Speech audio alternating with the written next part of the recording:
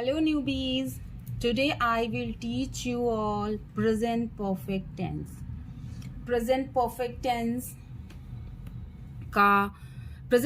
tense की हिंदी पहचान होती है चुका है, चुकी है, चुके हैं, लिया है, दिया है, खाया है, पिया है। इस तरह से अगर हिंदी के लास्ट में आता है वर्ड तो हम लोग मानते हैं कि ये परफेक्ट टेंस है, प्रेजेंट परफेक्ट टेंस है मीन्स प्रेजेंट है, जहां पर भी है that means always it is present, and ये जो वाले वर्ड आएंगे दैट मीन्स परफेक्ट, तो present perfect. Okay, and he she it singular noun, इन सभी के साथ हम लोग हैज का यूज करते हैं। एंड अगर नेगेटिव सेंटेंस आता है तो हम लोग नॉट लगाते हैं, जस्ट हैज और हैव के बाद हम लोगों को कोई भी एक्स्ट्रा हेल्पिंग वर्ब या ऑक्सिलियरी वर्ब यूज करने की जरूरत नहीं होती है। एंड यहाँ पे मैं थोड़ा जल्दी से चल रही हूँ, बहुत जल्दी से आगे बढ़ रही हूँ, क्योंकि मैंने और भी क्लासेस में ये सारे रूल्स आप लोगों को बताए हैं। तो I, we, you, they and plural noun. Plural noun means कोई जितने भी नेम हैं जो हमारा यानी कि जो सब्जेक्ट होता है, अगर वो प्लूरल है यानी कि एक से ज़्यादा है तो वहाँ पर हम लोग हैव का यूज़ करते हैं। एंड डायरेक्टली अगर नेगेटिव सेंटेंस है तो हम लोग नॉट लगाते हैं। यहाँ पर सिंगुलर नाउन है यानी कि नेम हो या ये जो सब्जेक्ट होता है, ये जो सब्जेक्ट है अगर सिंगुलर यानी एक होता है तो सिंगुलर नाउन कहलाता है, एंड एक से ज़्यादा होता है हमारा सब्जेक्ट तो प्लूरल कहलाता है। सब्जेक्ट है अगर एक होता है, किसी एक इंसान के बारे में, एक चीज के बारे में, एक जगह के बारे में बात कर रहा है तो that is called singular noun, वहां पर हम लोग हैज का यूज करेंगे। एंड अगर एक से ज्यादा है हमारा सब्जेक्ट, ठीक है, तो वहां प्लूरल नाउन यानी हैव का यूज करेंगे। ओके, तो एग्जाम्पल से हम लोग समझते हैं। आई होप कि अगर आप लोगों ने पीछे का पहले का वीडियो मेरा देखा है तो आप लोग को बहुत ज़्यादा प्रॉब्लम नहीं होगी। एंड अगर आप पहले नहीं देखा है आपने मेरी वीडियो, आप फर्स्ट देख रहे हो तो थोड़ा सा समझने में प्रॉब्लम होगी, तो इसीलिए मैं थोड़ा बहुत ज़्यादा डिटेल में नहीं जा रही हूँ। ठीक है, एग्जाम्पल से उसने अपना होमवर्क पूरा कर लिया है। अब देखिए यहाँ पर आया है लिया है, that means it is a perfect. है मीन्स प्रेजेंट, लिया मीन्स परफेक्ट, तो प्रेजेंट परफेक्ट का टेंस है। तो यहाँ पर हम लोग उसने के लिए ही का यूज करेंगे, क्योंकि यहाँ पर हमें श्योर नहीं है कि लड़का है कि लड़की। जब हमें whenever we are not sure कि जो सब्जेक्ट है हमारा मेल है या फीमेल है तो हम लोग मेल वर्ड का ही यूज करते हैं बेसिकली। तो ही के साथ हम लोग क्या यूज करते हैं, हैज, तो हम लोग हैज लगाएंगे।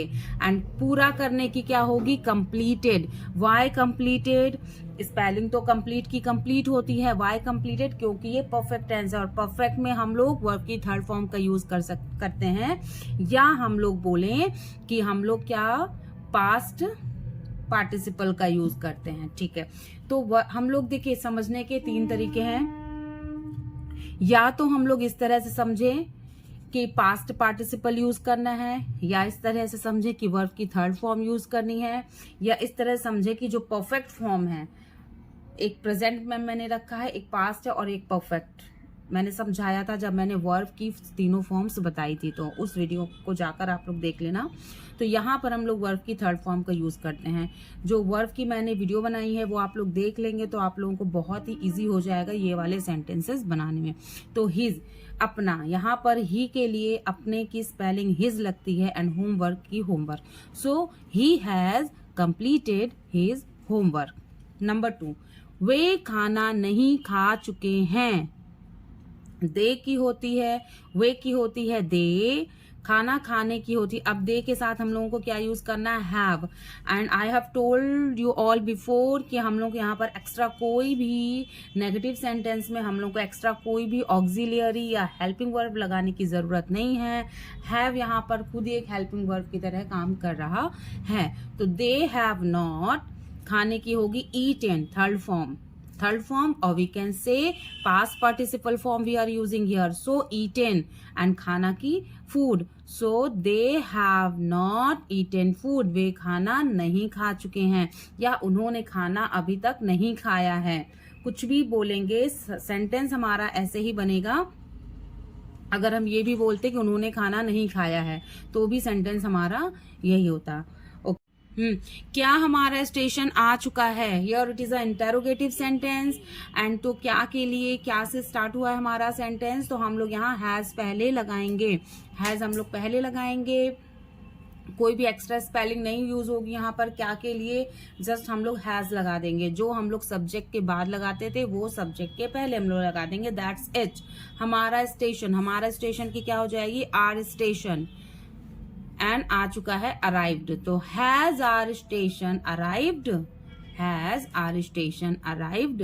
नेक्स्ट है क्या तुमने सामान खरीद लिया है, तो यहाँ पर तुमने लिखा है, तुमने के लिए एक चीज यहाँ पर पहले देख लीजिए, आर स्टेशन यानी कि एक स्टेशन दिया हुआ है, आर स्टेशन हमारा स्टेशन, तो यहाँ पर हम लोगों को सेंस लगाना है कि किसी एक स्टेशन पर ही गाड़ी एक साथ, एक ट्रेन दो स्टेशनों पे तो नहीं रुक सकती ना, डेफिनेटली एक ही स्टेशन पर रुकेगी, तो ये हमारा station as a singular we are using, so that is why we are using here has. And here तुमने को एज अ हम लोग प्लूरल यूज करते हैं, तो यहाँ पर हम लोग हैव लगा रहे हैं, तो हैव यू खरीदने की क्या होगी, bought, bought is a third form of the verb, और we can say past participle, और we can say perfect form, तो have you bought the goods, सामान की यहाँ हम लोगों ने गुड्स लिखी है, तो have you bought the goods.